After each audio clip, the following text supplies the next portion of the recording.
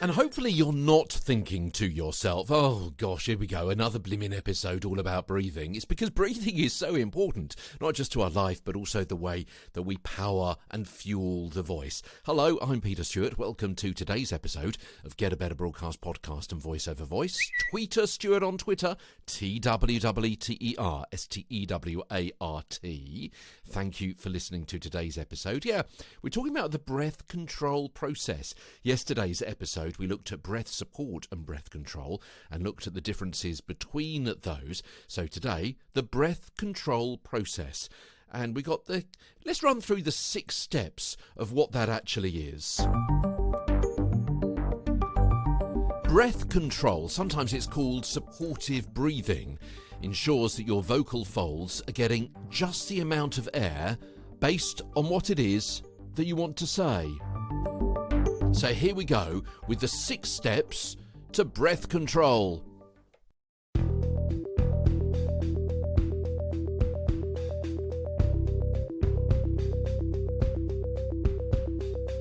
First of all, your brain has a thought and sends a message to your ribs and diaphragm muscles that you'll need air to vocalise that thought.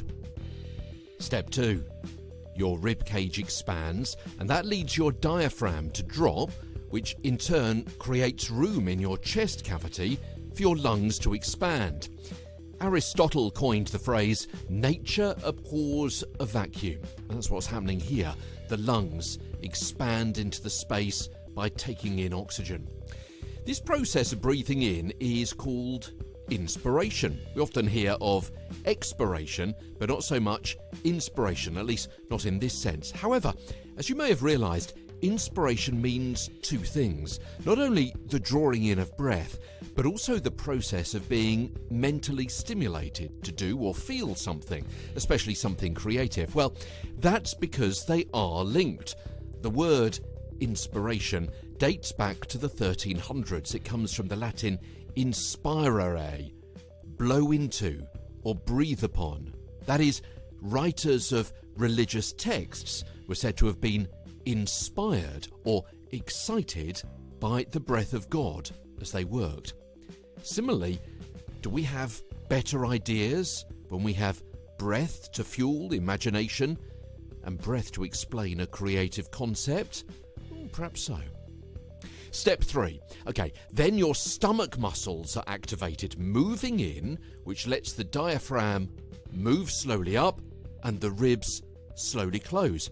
That process squeezes a variable amount of air out of your lungs as you talk, your brain calculating just the right amount of air that's needed to fuel your thought. Belly in, sound out, as the voice coach and singer Anuska Taylor says. So the muscles being used here are the transversus abdominis, sometimes called the beach muscle, which wraps around your lower torso.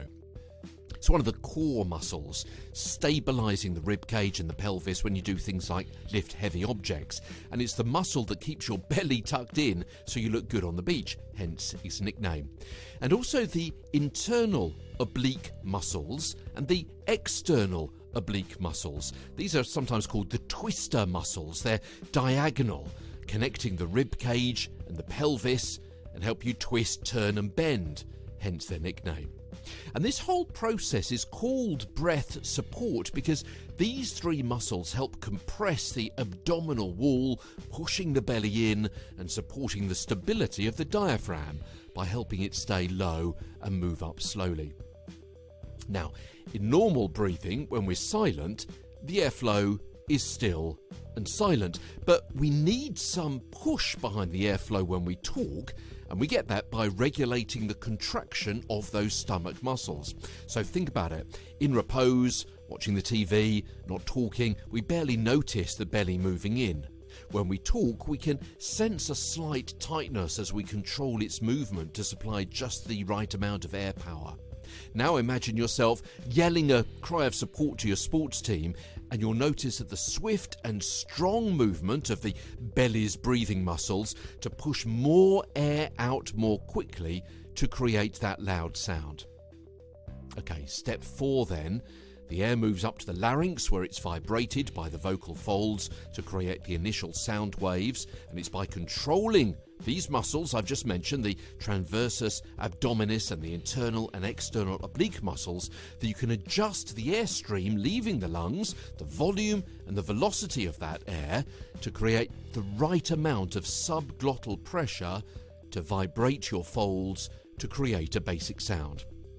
Step 5, that sound moves up into the spaces in your throat and mouth and nose where they get amplified.